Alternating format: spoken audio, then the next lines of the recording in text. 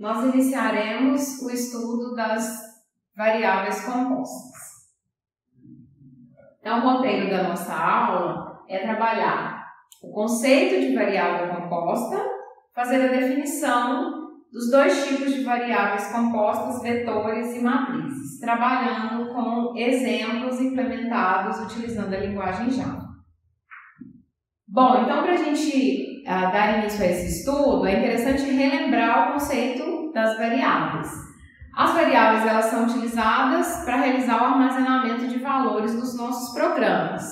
Variáveis são espaço e memórias utilizados com esse objetivo, né? Guardar valores durante a execução do programa, para que as nossas implementações utilizem esses valores para a resolução dos problemas. Então, nós temos aqui o exemplo da declaração de três variáveis. A variável x, que é do tipo int, a variável nota, que é do tipo float, e a variável sexo, que é do tipo char. Lembrando que quando nós realizamos o processo de declaração de variável, essas variáveis nos remetem a espaços em memória. Eu gosto sempre de utilizar uma representação similar a essa, né? Quando a gente trabalha o conceito de variáveis, referenciando as posições de memória como sendo envelopes. E as variáveis, o conteúdo do envelope como sendo o conteúdo de uma variável. Então, quando a gente dá um nome a uma variável, que foi esse processo que nós fizemos aqui, quando eu defino que a variável x é do tipo int, nós estamos reservando um espaço em memória. Esse espaço, ele precisa de duas informações. Do nome da variável, que nesse caso ali nós declaramos como x, e o entendimento de que o conteúdo da variável x será um valor inteiro, né? O que nós fizemos ali na hora de declarar, definir o tipo de dado dessa variável. Então, quando a gente lidar com variáveis, nós temos dois itens a tratar. A posição de memória, que é o local onde essa variável vai ficar armazenada, e o conteúdo da variável, né? O conteúdo é o valor que a gente armazena na variável, e a posição de memória nós referenciamos pelo nome da variável. Então, aqui os envelopes, eles simulam para a gente o que seriam as posições de memória, né? Então, eu teria um espaço em memória para a variável x, um espaço em memória para a variável nota e um espaço em memória para a variável sexo. A questão que nós começamos a avaliar a partir de agora é que, com variáveis declaradas neste formato, nós conseguimos armazenar em cada variável um valor, seja ele realizado por meio de uma entrada de dados ou por uma atribuição de dados. Quando a gente, por exemplo, tenta inserir um segundo valor na variável, o que acontece com o primeiro valor? Ele é substituído. Então, variáveis simples armazenam um valor por utilização, né, daquela variável. Ele pode ser modificado, mas a gente não consegue manter na variável mais do que um valor.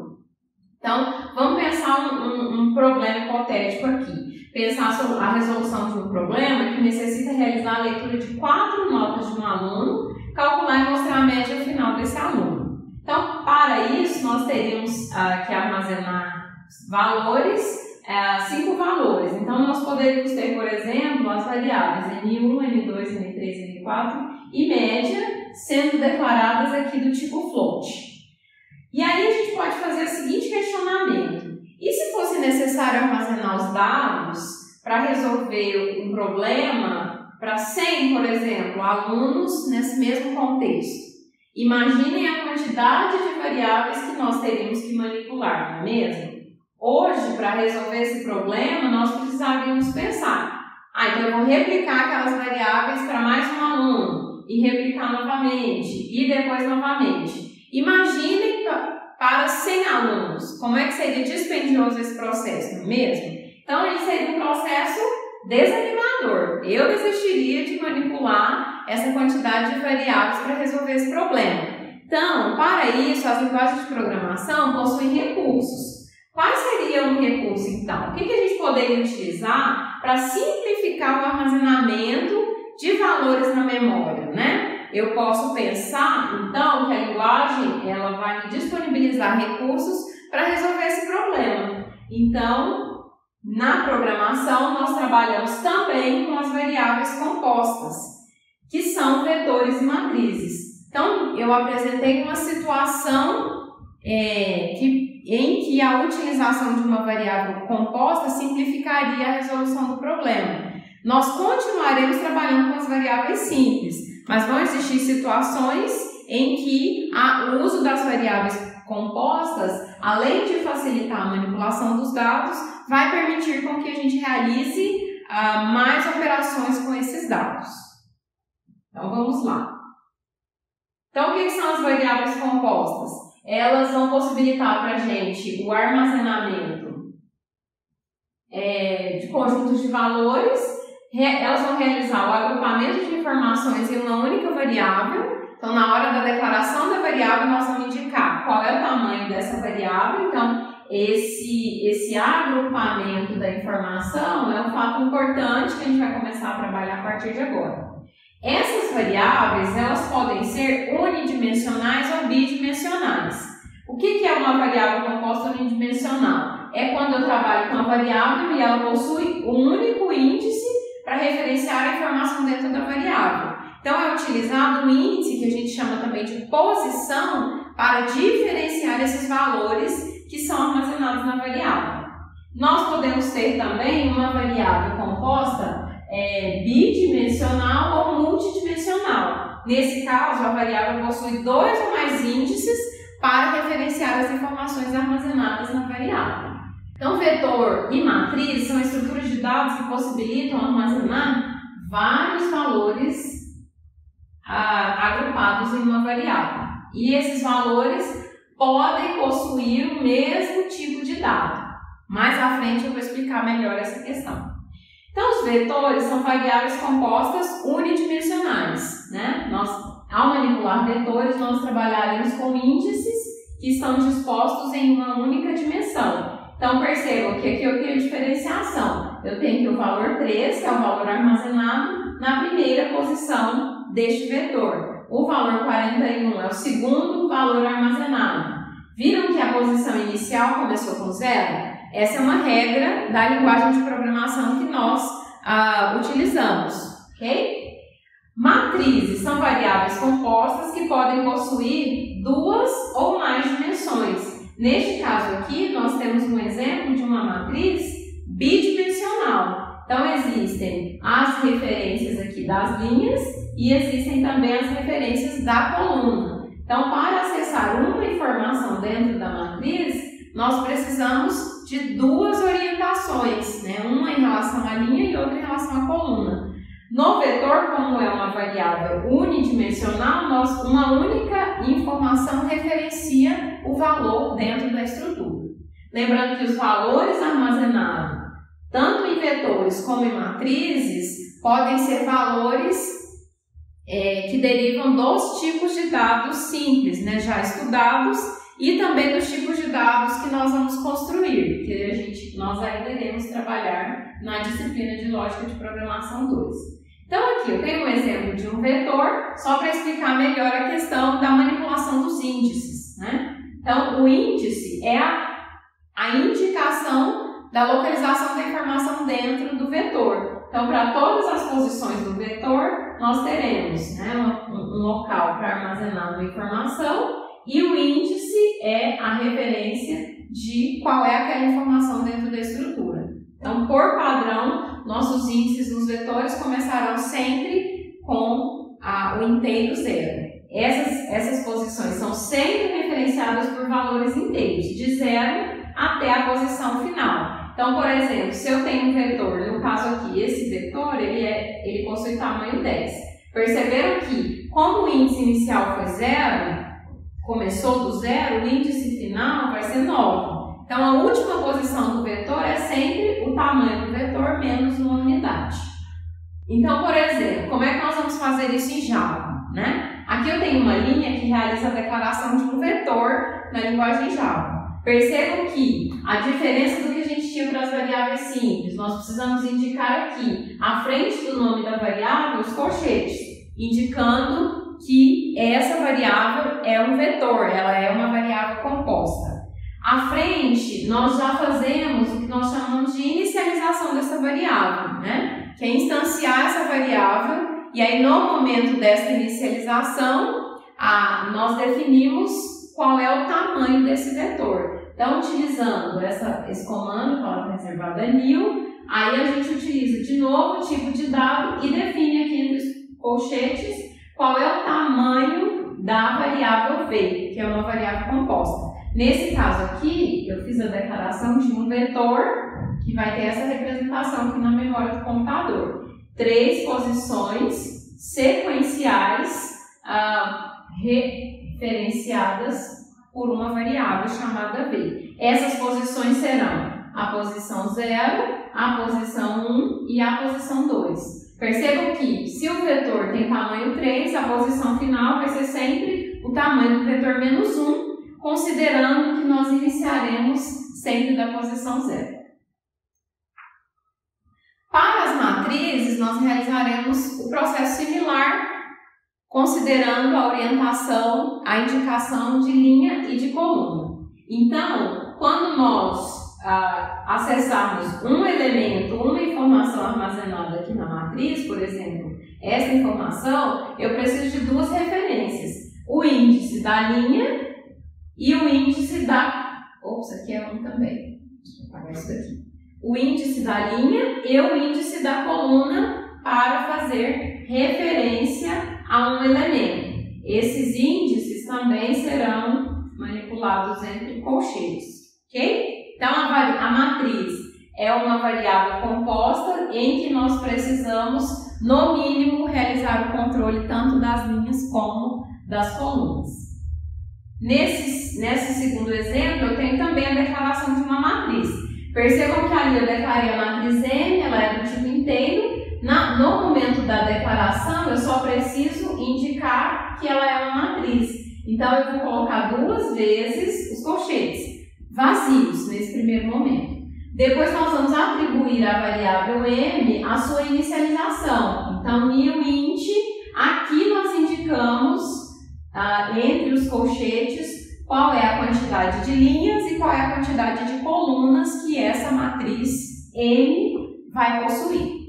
Nesse caso, nós temos uma matriz de 2 linhas e 3 colunas. Então, exatamente essa estrutura será criada. Então, para as linhas, nós vamos referenciar os índices 0 e 1. Então, nós vamos ter a linha 0 e a linha 1. Percebam que só a indicação da linha é suficiente, porque na linha 0 nós temos 3 espaços. Então, como nós vamos referenciar esses espaços? Por meio da manipulação das colunas. Então, na linha 0, eu tenho a coluna 0, a coluna 1 e a coluna 2. O mesmo acontece para a linha seguinte. Nesse caso, na linha 1, eu tenho a coluna 0, a coluna 1 e a coluna 2. Então, referenciar uma informação dessa matriz vai necessitar a indicação do nome da matriz, né? Aqui eu tenho a matriz M, a indicação da linha, por exemplo, essa informação está na linha 1 e na coluna 2 dessa matriz. Então, nós utilizaremos as estruturas de repetição para nos auxiliar nesse processo de acessar as posições desta matriz, ok? Então, como eu falei que os vetores e matriz são estruturas de dados que permitem armazenamento, que podem ser armazenar dados, né, que podem ser de mesmo tipo de dados ou de tipos de dados diferentes. Quando nós manipulamos os vetores e matrizes utilizando tipos de dados diferentes, ou seja, na hora da declaração da matriz aqui, eu não vou indicar um tipo int, por exemplo. Desse jeito, eu tenho uma matriz homogênea. Todos os valores que eu armazenar aqui dentro são valores inteiros. Podem ser números diferentes, mas todos são números inteiros. Quando eu falo que eu tenho uma estrutura que me permite armazenamento de tipos de dados diferentes, significa que em cada posição da matriz ou do vetor eu posso guardar um conjunto de informações. E aí, nesse caso, nós trabalharemos com as variáveis compostas heterogêneas. Então, os primeiros exemplos, todo o conteúdo que é abordado na atividade online 01, ele engloba as variáveis compostas homogêneas. Então, todos os exercícios propostos lá na aula 01 vão fazer uso de estruturas compostas, variáveis compostas homogêneas. Em outras atividades, no decorrer da disciplina, nós trabalharemos as variáveis heterogêneas, ok? Bom, então nós vamos agora desenvolver alguns exemplos de vetores e matrizes utilizando a linguagem Java. Vamos lá? Então, nós iremos implementar os nossos exemplos. Como é o nosso primeiro exemplo, nós vamos fazer a organização dos arquivos. Então, para manter organizados os arquivos desenvolvidos como exemplo, eu solicito que vocês criem uma pasta no C2 pontos do computador chamada LP2, de Lógica de Programação 2. Dentro da pasta LP2, crie a pasta Exemplos, Vetor e Matriz. Nesta pasta, nós salvaremos os programas desenvolvidos. E a ideia é criar esta pasta e salvar nela todos os exemplos que nós desenvolvemos para todas as atividades mostradas e os conteúdos estudados. O nosso ambiente de desenvolvimento será o mesmo utilizado na disciplina de Lógica de Programação com o professor Juliano, que é o JGRASP. Para abrir o JGRASP, vocês vão utilizar o mesmo caminho, né? Já utilizado anteriormente. Então, acessar a pasta Lógica de Programação no C2 pontos, abrir o arquivo executável do JGRASP. Caso você não possua mais essa pasta em seu computador, você pode assistir a videoaula 02, disponível na atividade online 01 da disciplina, para configurá-lo novamente, né? Para deixar o ambiente pronto para os nossos exemplos. Ok, como nós estamos trabalhando os conteúdos referentes a vetor e matriz, o nosso exemplo 1 contempla um exemplo de vetor. Então, o problema é: desenvolva um programa que efetue a leitura de 5 valores inteiros e armazene-os em um vetor. No final, o programa deverá apresentar a lista dos elementos contidos no vetor. Então, como mostrado aqui nesta imagem, nós temos um vetor de tamanho 5, e em cada posição do vetor é referenciado por um índice, como nós já falamos, considerando que o índice inicial do vetor será sempre 0. E o final, o tamanho do vetor menos 1. Então, como nós temos 5 elementos, percebam que da posição 0 à posição 4, nós temos 5 posições para armazenamento de valor. A nossa implementação vai fazer resolver esse problema. Então, o que nós vamos aprender com essa implementação? Nós vamos aprender a declarar o vetor, a fazer a leitura dos valores e armazenar no vetor, a mostrar os valores armazenados no vetor, e aí, inicialmente, nós vamos utilizar um valor constante para manipular o tamanho do vetor, e logo depois fazer a modificação para criar uma constante no nosso programa e atribuir a ela o tamanho do vetor. Isso vai facilitar as modificações. Bom, então nós vamos lá para o JGRASP, nosso ambiente de desenvolvimento. Para iniciar o desenvolvimento deste exemplo, nós vamos adicionar um arquivo Java. E aí vamos iniciar aqui a construção deste programa. Então, nós vamos importar aqui a classe Scanner, que nós continuaremos utilizando para realizar a entrada de dados no nosso programa. Então, import java.util.scanner. E aí nós vamos construir a nossa classe, public class. Nós vamos chamar este programa de exemplo 1. Ok. Vamos salvar esse código, Ctrl S. A minha pasta já está criada aqui no C2 pontos, LP2, exemplos, vetor e matriz. E aí o JGRASP já trouxe o nome do meu arquivo, que deve ser o mesmo nome da classe. Ok. Então, vamos adicionar aqui o método main, public static void main, que tem um parâmetro, string yards. Essa estrutura do método main nós vamos trabalhar na aula 02, os conteúdos da atividade online 02. Bom, então a nossa primeira ação aqui será realizar a declaração do vetor. Então, como nós queremos um vetor de 5 elementos inteiros, então nós vamos utilizar o tipo int, nós vamos chamar este vetor de vet e aqui à frente do nome do vetor nós indicamos os colchetes. para indicar que esta é uma variável composta. Após a declaração desse vetor, nós podemos fazer a inicialização dele. Nesse caso, nós vamos adicionar os colchetes também à frente aqui do tipo de dado. Como essa é uma variável composta, é necessário este uso, né? Declaração e posterior inicialização da variável. No momento da inicialização, nós incluímos aqui o tamanho desse vetor. Então, esse comando está fazendo com que o vetor vet seja inicializado, né? Esse comando new faz essa inicialização do vetor com 5 elementos inteiros. Então, vet, a partir desse momento, é um vetor que possui 5 posições. Nós vamos utilizar aqui uma variável inteira para controlar as posições desse vetor, para controle dos índices, e nós vamos utilizar uma variável e aqui para realizar a entrada de dados. Então, new scanner, system.in. Ok. Como nós vamos realizar a entrada de dados nesse vetor, nós vamos utilizar aqui uma estrutura de repetição, que é o laço for, para realizar, para programar aqui que todas as posições do vetor sejam consideradas. Então, a variável i vai ser a variável responsável por controle desse laço. Enquanto a variável i for menor que o tamanho do vetor, então, enquanto i menor que 5, i mais. Esse uso desse operador de incremento, i mais, simplifica esse comando, né? Que i recebe i mais 1. Então, por simplificação, nós adotaremos o uso do operador de incremento. Aqui nós vamos fazer exemplos utilizando o laço for, que simplifica mais a utilização da estrutura de repetição, mas eu poderia usar o laço while ou do while com as devidas alterações na lógica e no código, né? Nós vamos convencionar sempre o uso do laço for. Bom, dentro do for, nós vamos imprimir aqui uma mensagem utilizando o systemout.println para mostrar na tela o valor que nós vamos informar. Então, uma mensagem, né? Digite o valor, aqui eu vou concatenar com a variável i, do vetor.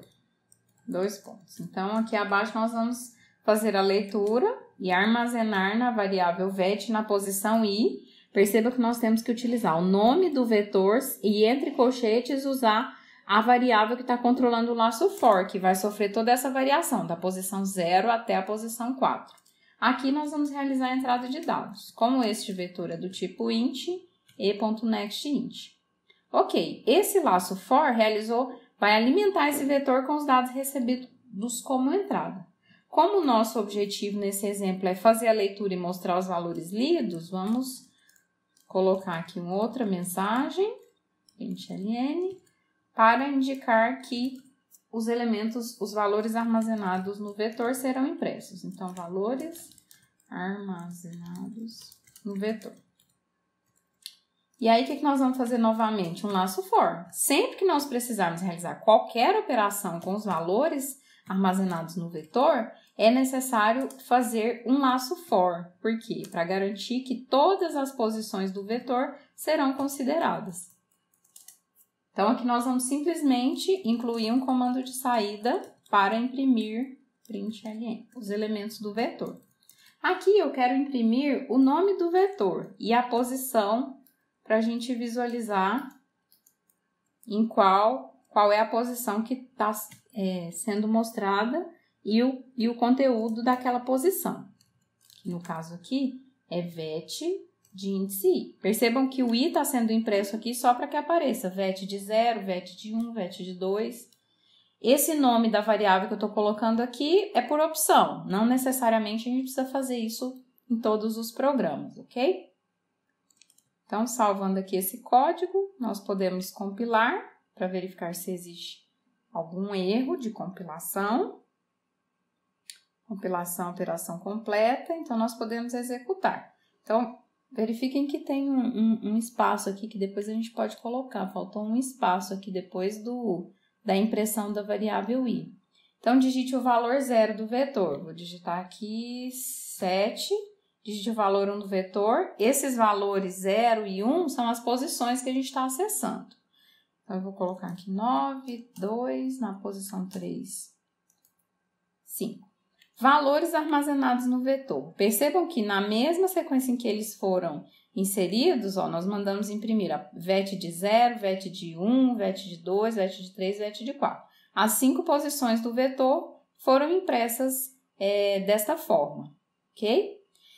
Percebam que, então, depois da realização, da execução deste laço for, em qualquer local abaixo da linha 11 neste programa, nós podemos recuperar as informações do vetor. Essa é a principal diferença da manipulação de variáveis compostas, né? Nós podemos realizar a leitura e, posteriormente, retornar a variável para realizar novas leituras, para recuperar os dados, para realizar os processamentos necessários. O processamento vai ter uma variação de problema para problema. Uma questão que a gente pode modificar aqui para otimizar as modificações desse código é a utilização do valor constante para definição do tamanho do vetor. Percebam que aqui na linha 5, nós definimos que esse vetor de inteiros tem tamanho 5. Na linha 8, nós utilizamos esse valor para definir o limite de repetição desse laço for, e na linha 13 também. Nós podemos, ao invés de fazer uso de um valor constante, criar aqui no nosso código uma constante para facilitar as modificações. O que nós vamos fazer? Utilizando o modificador final, nós podemos aqui declarar uma variável do tipo int, que eu vou chamar de tamanho, e atribuir a essa variável o tamanho do vetor. O final vai indicar que essa variável é uma constante, o valor dela não poderá ser modificado.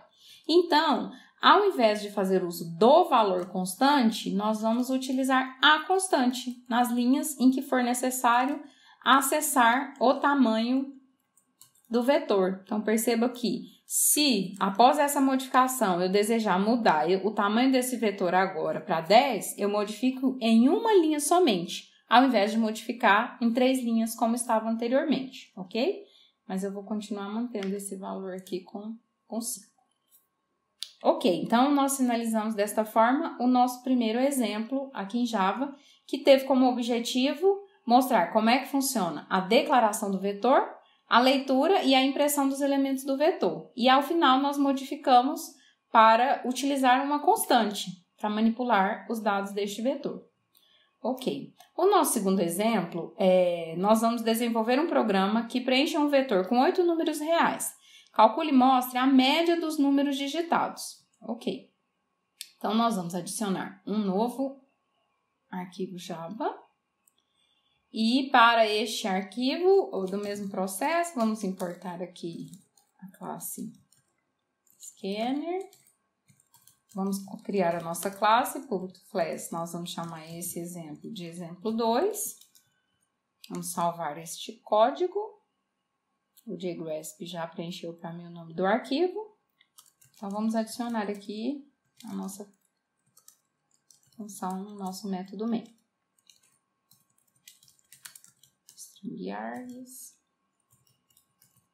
Ok.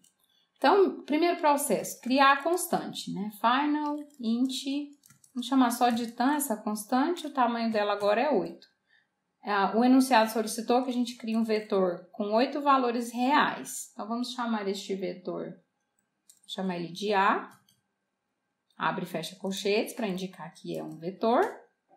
Esses espaços eu estou incluindo por organização.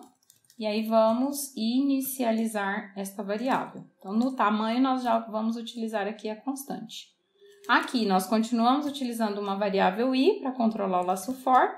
Neste caso, como nós precisamos calcular e mostrar a média dos números digitados, nós teremos aqui uma variável para somar todos os números do vetor inicialmente. Essa variável deve inicializar com 0, para garantir que inicialmente a soma está zerada. E a variável média, para depois fazer o cálculo da média. E aí, nós precisaremos utilizar aqui uma variável para receber os dados de entrada. Ok. Então, nós vamos incluir aqui, vamos incluir uma mensagem de saída,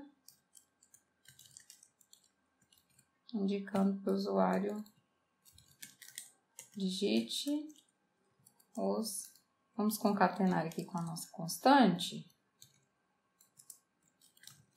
porque ele já vai mostrar. Digite os 8 valores do vetor. Aí, novamente, vamos incluir o laço for, que a variável i vai controlar, enquanto o i for menor que o tamanho do vetor, i mais mais. Ok. Internamente a esse laço for, nós vamos atribuir a leitura realizada ao nosso vetor A de índice i, considerando que o for vai garantir que a cada repetição o valor de i nos levará a uma posição do vetor A. Então, aqui é .nextFloat agora, né? Ok. Depois desse laço for, o vetor A já está preenchido. Nós poderíamos realizar a soma neste mesmo laço, mas vamos criar um segundo laço para a gente ter sempre em mente que, após a leitura realizada, eu posso acessar este vetor quantas vezes for necessário. E mais.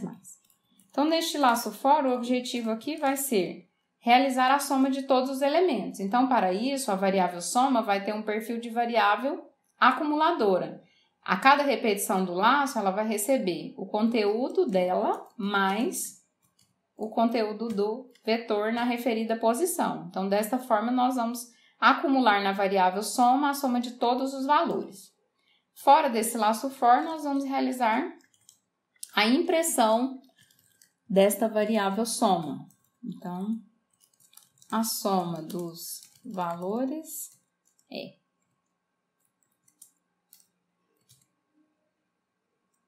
E aí, nós vamos imprimir o conteúdo da variável soma. Vamos compilar este código.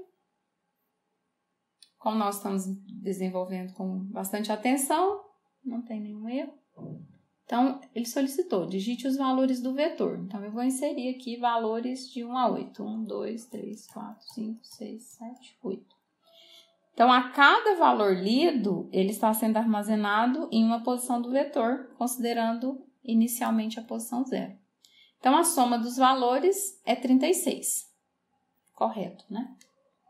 Então, percebam que quaisquer outras operações necessárias, nós vamos fazer exatamente da linha 14 em diante, que é voltar ao vetor que foi preenchido e fazer os cálculos necessários, né? E aí depende do problema a situação que vai ser implementada, a solução que a gente vai propor, ok? Agora, nós vamos investigar, então, um exemplo de matriz. Lembrando que as matrizes são variáveis compostas, porém, para a matriz, nós vamos controlar 2 índices. Um índice para a linha e um índice para a coluna. Então, como nós já vimos na explanação anterior. Então, neste exemplo, nós vamos desenvolver um programa que preencha uma matriz 5x3, com 5 linhas e 3 colunas. Então, a ordem é sempre essa. Quando o problema colocar uma matriz 5x3, uma matriz 2x1, ele está sempre fazendo referência. Primeiro a linha e depois a coluna. Nós vamos preencher essa matriz com valores reais. Calcule e mostre a matriz lida e a soma dos elementos. Então, ele quer que a gente imprima a matriz que foi preenchida e depois mostrar também a soma dos elementos. Então, para isso, como esse é o exemplo 1 de matriz, mas é o exemplo 3, nós vamos criar aqui, importar a classe, pacote scanner e criar a nossa classe. Public class, eu vou chamar de exemplo 3, porque para seguir a sequência. Ok, ao salvar este arquivo, vamos criar nosso método main, public static void main, os parâmetros string args. Ok, para declarar esta matriz, aqui nós já vamos utilizar um exemplo desenvolver um exemplo utilizando as constantes. Então, nós vamos criar aqui um final int, nós vamos chamar essa constante de linha para definir a quantidade de linhas da matriz e final int coluna para definir a quantidade de colunas da matriz. Ok. Neste momento, nós vamos então fazer a declaração dessa matriz. Como nós precisamos de uma matriz de valores reais, nós vamos indicar aqui, eu vou chamar essa matriz de X. Como nós temos dois índices a controlar, os índices para linha e para coluna, nós vamos duplicar a abertura e fechamento dos colchetes. Então, desta forma, X, abre colchete, fecha colchete, abre colchete, fecha colchete novamente, nós declaramos uma matriz. E aí, após a declaração, eu posso só declarar e depois inicializar, mas eu posso fazer isso na mesma linha também. Então, nós vamos utilizar aqui o tipo float. E aí, à frente do tipo é que nós vamos indicar quantas linhas e quantas colunas. A minha constante é coluna. Ponto e vírgula. Então, dessa forma, nós realizamos a declaração da matriz X. Da mesma forma que nos vetores, nós precisamos de variável para controlar os índices. Como eu tenho agora dois índices, eu preciso de uma variável, que eu vou chamar de L, para controle das linhas, e uma variável que eu vou chamar de C para controle das colunas. Além disso, nós precisaremos aqui de uma variável soma para realizar a soma de todos os elementos da matriz. E também uma variável que eu vou chamar de E para recebimento das entradas. E aí, relembrando que como vocês já aprenderam na disciplina de lógica de programação 1, é necessário muito cuidado e atenção em relação aos ponto e vírgula, nome de variável, né? Utilizar da mesma forma que declarou, assim como a estrutura dos comandos. Então, ok. Como nós, para variável, para matriz, nós precisaremos manipular duas referências, nós vamos iniciar aqui com o for, que vai fazer controle das linhas. Então, L começa com 0, enquanto L menor que linha, L++. Ok. Nós podemos delimitar aqui um abre e fecha chaves para este bloco. Internamente a este laço for, nós teremos que incluir um segundo for. Por quê? Para cada uma das 5 linhas dessa matriz X, existe 5 colunas. Então, nesse primeiro for, nós vamos definir o valor da primeira linha, a linha 0. Para a linha 0, nós precisaremos fazer aqui um segundo laço para acessar todas as colunas desta matriz. Então, a coluna, na linha 0, nós temos a coluna 0, a coluna 1 e a coluna 2. Então, esse laço for precisa existir para realizar o controle das colunas. Aqui dentro, nós vamos imprimir uma mensagem mostrando, println, indicando aqui vamos imprimir o nome desse vetor, que nós chamamos de X, concatenar aqui a linha, para que ele mostre para a gente entre os colchetes a linha, e concatenar também o valor da coluna, para a gente visualizar esta variação dos dois laços for. Isso vai facilitar o entendimento dessa estrutura. Posterior à impressão desta mensagem, nós vamos realizar então a leitura desta matriz. Perceba que a variável L é responsável pelas linhas e a variável C é responsável pelas colunas. Então, e.nextFloat é atribuído a X de índice L e C. Percebam que L e C são as variáveis responsáveis pelo controle dos laços for. Ok. Como o problema solicita para a gente realizar a impressão desta matriz, nós podemos imprimir aqui um system, uma mensagem, indicando que nós vamos realizar a impressão da matriz. Como nós vamos acessar todos os elementos da matriz novamente, nós vamos ter aqui o mesmo laço for, L++. Essas chaves que eu estou colocando nesses laços for, elas poderiam não existir, né? Porque é interno. Internamente, ao laço for da linha 18, nós teremos somente um novo for. Lembrando que as chaves são obrigatórias quando a gente tem mais do que um comando interno à estrutura. Então, enquanto o C menor... Vocês viram que o espaço ele pode existir ou não. O espaço aqui é só por organização. C++. Ok. Dentro desse laço, nós vamos realizar a impressão dos elementos dessa matriz. Como eu quero imprimir os elementos dispostos como uma matriz, eu vou utilizar aqui o system.println. Nós vamos mostrar o valor que está em X, de linha L e coluna C, e concatenar isso aqui com um espaço, colocar 2 espaços. Sempre que finalizar as linhas, nós vamos utilizar aqui o system.out.println só para imprimir uma quebra de linha, para mudar a linha antes de passar para a impressão da próxima linha. Nós vamos voltar o cursor aqui na linha 21 para aproveitar este laço for para realizar a soma dos elementos da matriz. Então, soma recebe soma mais x de índice L e C.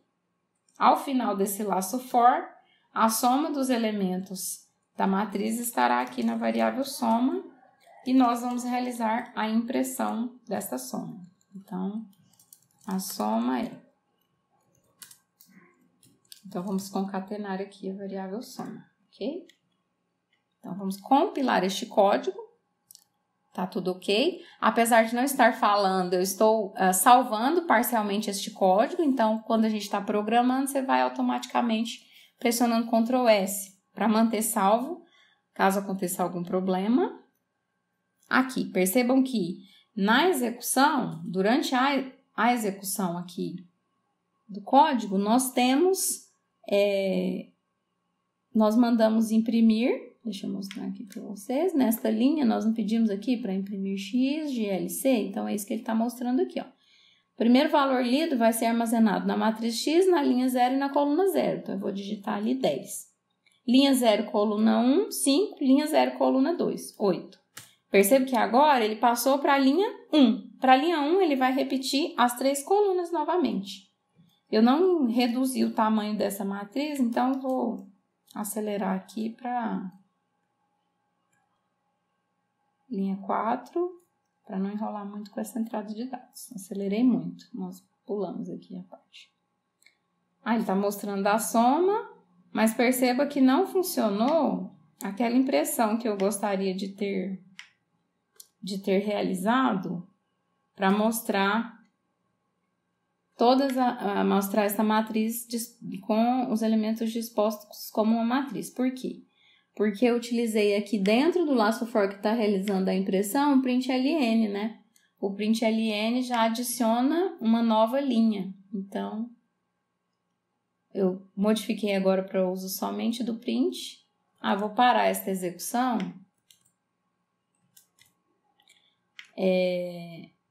Para realizar a modificação aqui das linhas. Vamos colocar uma matriz de 2 linhas e 3 colunas, ok. Viram que, com o uso da constante, a modificação facilita muito a fase de testes. Por quê? Porque eu não preciso modificar em vários locais do meu programa. Então, percebam, a matriz. Na linha 1, eu tenho o valor 10, 2 e 3, e na linha 2, 4, 5 e 6. A soma dos elementos dessa matriz é 30. Ok. Então, esse exemplo, ele trouxe para nós como é que nós fazemos a declaração da matriz em Java e como é que nós vamos manipular os valores desta matriz, né? Percebam, o importante aqui é salientar o uso desses 2 laços for. Desta forma, nós fixamos as linhas e fizemos a variação das colunas. Eu poderia ter feito o inverso.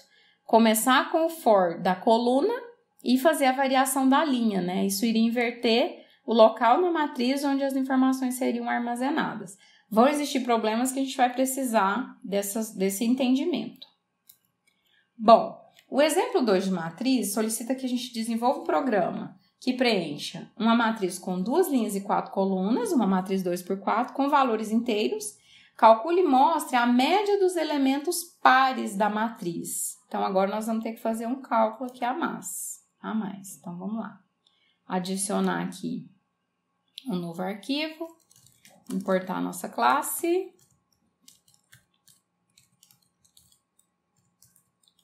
construir a nossa classe, exemplo 4, salvar este código e vamos adicionar o nosso método principal.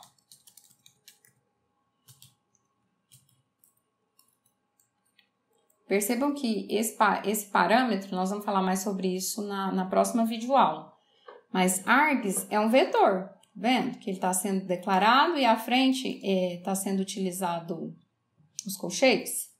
Nós podemos conversar um pouco sobre isso durante as nossas webconferências. Bom, então da mesma forma, nós vamos criar aqui as constantes. Então, vou criar uma constante do tipo int e atribuir a ela a quantidade de linhas. Criar outra constante, que eu vou chamar de coluna, e atribuir a ela a quantidade de colunas. Então, nós temos 4 colunas. Depois disso, declarar essa matriz, eu vou chamar essa matriz de mat. Nós vamos declarar e realizar a inicialização dessa matriz, int.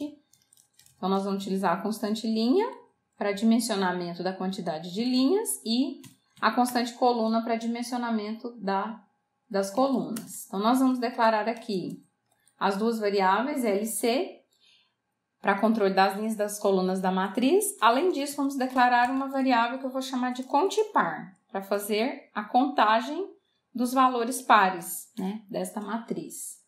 E aí, nós teremos duas variáveis, uma variável soma para realizar a soma dos elementos da matriz e a variável média, para a gente calcular a média dos valores pares desta matriz. Além disso, nós teremos aqui uma variável e, que será utilizada para realizarmos a entrada de dados. Ok, pessoal? Então, vamos fixar aqui um laço for. Eu quero começar a percorrer essa matriz pelas linhas. Então, enquanto linha menor que a constante linha, L++. Ok. Voltei internamente ao primeiro laço for e vou incluir agora um laço for para controle das colunas. Enquanto C menor que coluna, C++. Ok. Aqui dentro, vamos fazer o mesmo processo. Utilizar um comando de saída para imprimir aqui. Vamos imprimir o nome da matriz e a posição, para aparecer para a gente o local onde nós estaremos realizando a inserção de um valor. Então, mat, aí eu coloquei aqui para escapar a variável L, para aparecer todos os valores parciais de L, e o mesmo vai acontecer aqui para C. Então, mat LC, aqui eu vou abrir, fechar esse colchete da coluna e colocar um 2 pontos, para o cursor aparecer. Aqui também nós podemos colocar só um print, para o cursor aparecer na frente do comando. Logo depois, nós vamos incluir, então, mat de L e C e atribuir a ela a entrada de dados que vai acontecer para um valor int a cada repetição. Ok, então, nesse primeiro laço for, nós fizemos a leitura dos valores armazenados na matriz. Agora, nós vamos realizar aqui, criar um novo laço for para passar por todos os valores da matriz novamente, verificando quais valores são pares. Neste caso, nós até podemos fazer este processo aqui, no mesmo laço que fez a leitura. Por quê?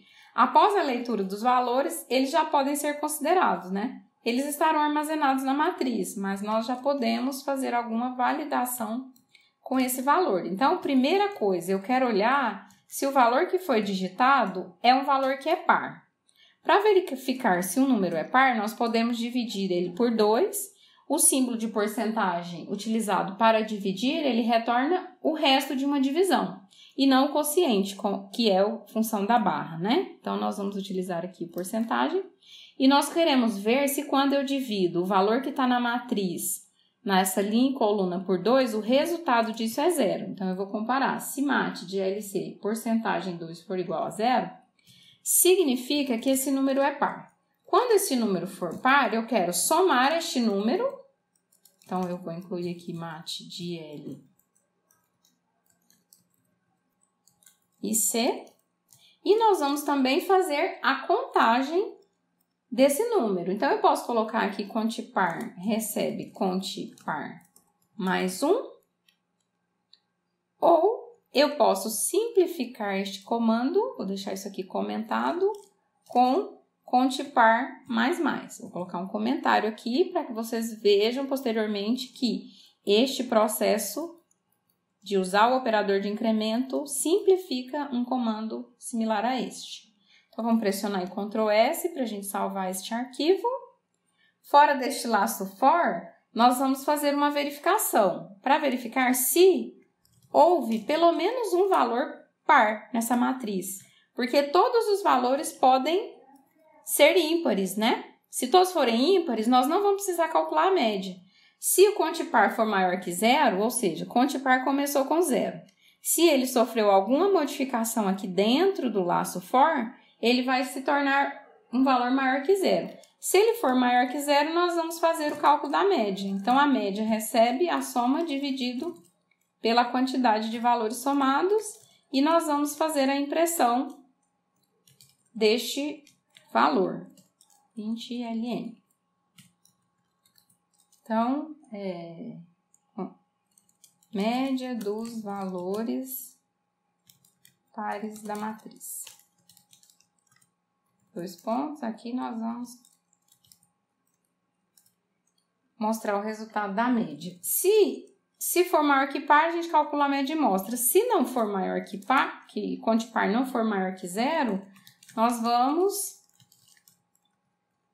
println mostrar uma mensagem, né, de que não existe valor par na matriz. Porque aí a gente não gera um erro que seria calcular aqui a divisão por 0, né, se a gente deixar por padrão para todos. Então, vamos compilar este código. Opa, temos aqui um problema na linha 5, né? Um erro, ponto e vírgula, expected. Então, o cursor está piscando exatamente a linha abaixo do erro. Então, se a gente olhar na linha 5, faltou finalizar essa linha aqui com um ponto e vírgula. Feita esta correção, agora esse código compilou. Ok, então, para a execução, nós vamos informar esses valores na matriz. Vou informar valores de 1 a 8. Então, a média dos valores pares da matriz é 5, né? Então, ele somou 2, 4, 6 e 8 e dividiu por essa quantidade, né? Por 4, no caso. Então, essa soma gerada foi 5. Então, observem que, para o desenvolvimento das atividades da O01, que engloba vetores e matrizes, é muito importante que vocês implementem junto comigo este exemplo, desenvolvam os exercícios da atividade prática, assistam às videoaulas, estudem pelo material didático e participe da webconferência desta atividade online, ok? Eu espero que eu possa contribuir com o aprendizado de vocês. Esta foi só a nossa primeira videoaula. Fiquem atentos e bons estudos a todos!